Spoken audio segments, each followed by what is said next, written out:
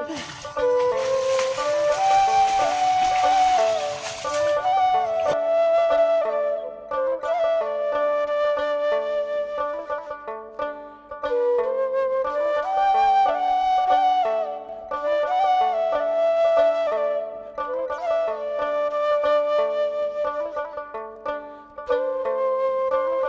বছর বর্ষাকালে নদীর পাড়ে শুরু হয় এক নতুন জীবন ছন্দ।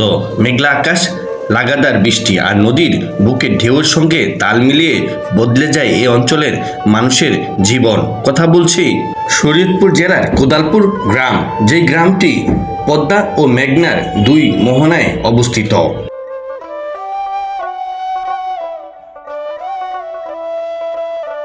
নদী এখানে শুধু জল নয়, জীবন, শ্রম আর সম্ভাবনার প্রতীক হিসেবে এখানকার মানুষের দৈনন্দিন জীবনে রয়েছে। বর্ষা হলে নদী যেমন প্রাণ নিয়ে আসে, তেমনি আনে চ্যালেঞ্জ। বাড়িঘর প্লাবিত হয়ে যায়, রাস্তাঘাট ডুবে যায়, শিশু থেকে বৃদ্ধ সবাইকে মানিয়ে নিতে হয় নতুন বাস্তবতার সঙ্গে। নৌকা হয়ে যায় প্রধান যাতায়াতের মাধ্যম। গ্রামীণ বাজারে পণ্য আসে নৌকায় করে, স্কুল কলেজ যেতে হয় পানি পেরিয়ে। নদী কেবল বাধা নয়, তবে এ অঞ্চল মানুষের জীবিকার একটি উৎস। বর্ষাকালে মাছ ধরার মৌসুম, অনেকে নেমে পড়েন জাল নিয়ে, কেউ বা ছোট ডিঙ্গি নৌকায় মাছ ধরে ঘরে ফিরে।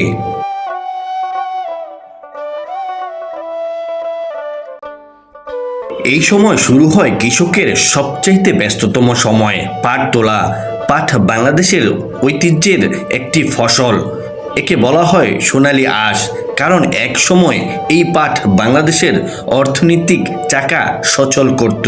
বর্ষার পানিতে পাট গাছ কাটা হয়, ভেজানো হয় জলের নিচে। বর্ষার সময় এই অঞ্চল মানুষের নতুন একটি উৎসব, তা হচ্ছে পাট কেটে পাট জাগ দিয়ে তা পুনরুদ্ধার করা। এখানকার মানুষের এই জন্য এক নতুন উৎসবে পরিণত হয়। প্রতি ঘরে ঘরে বাড়িতে হয়ে ওঠে এখানকার উঠোনে আঁশের গন্ধ, এবং আঁশ ঝুলানো হয় সারি সারিবদ্ধভাবে। পাট কাটা কিংবা পাট থেকে আঁশ ছড়ানো, এই কাজ যেন শুধু পুরুষ একাই করেন না, নারীরও সমানভাবে অংশ নেন। অনেক পরিবার মিলে দলবদ্ধ হয়ে পাট তোলেন। পাট শুকনো হয় রোদে, বাঁশের উপর ঝুলিয়ে। একটি পাটের আঁশ অনেক পরিবারের এনে দেয় বছরের খাদ্য ও শিক্ষার ব্যবস্থা। কৃষক ভোরবেলা উঠে মাঠে যান, পাট কেটে এনে নদীর ধারে রাখা হয়। সেখানে গাছগুলো পানিতে ডুবিয়ে পচানো হয়, যাকে বলা হয় জাগ দেওয়া। 10 থেকে 12 দিন পর সেই পাট থেকে আঁশ ছড়ানো হয়। কঠিন শ্রম, কাদা, পানি আর ধৈর্যের কাজ বটে এটি।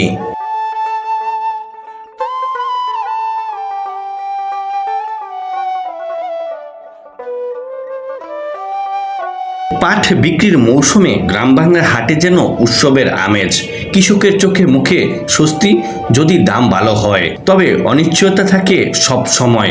বৃষ্টির অতিরিক্ত পানি, পচন ভালো না হওয়াতে অথবা বাজারে দাম পড়ে যাওয়ায় সবাই হতে পারে উদ্বেগের কারণ।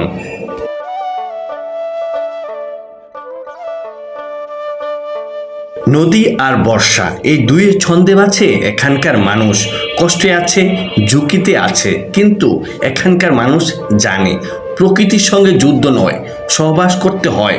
আর এই সহবাসের নামই হচ্ছে জীবন।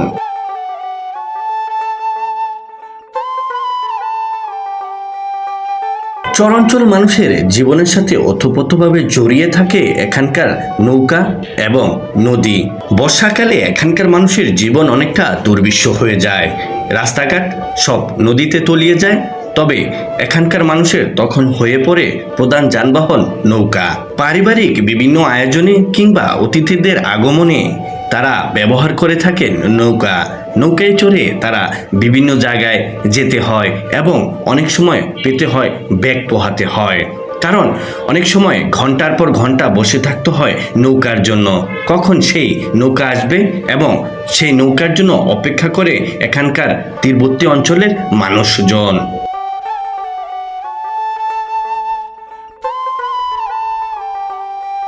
তবে ভিন্ন চিত্র দেখা যায় বর্ষার শেষে শীতকালে। শীতকালে এখানকার জীবন বৈচিত্র্য যেন এক অসাধারণ, চোখে পড়ার মতো।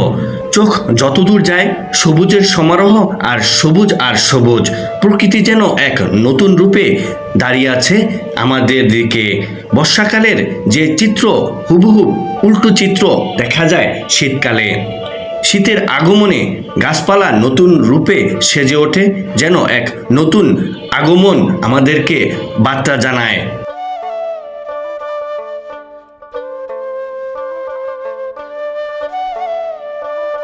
বর্ষাকালে এখানকার নদীর চিত্র অনেকটা ভিন্ন। নদীর একেবারে ধার প্রান্তে চলে যায় পানি, আর মাঠ হয়ে যায় শুকনো। গবাদি পশুরা বিচরণ করে মাঠ জুড়ে।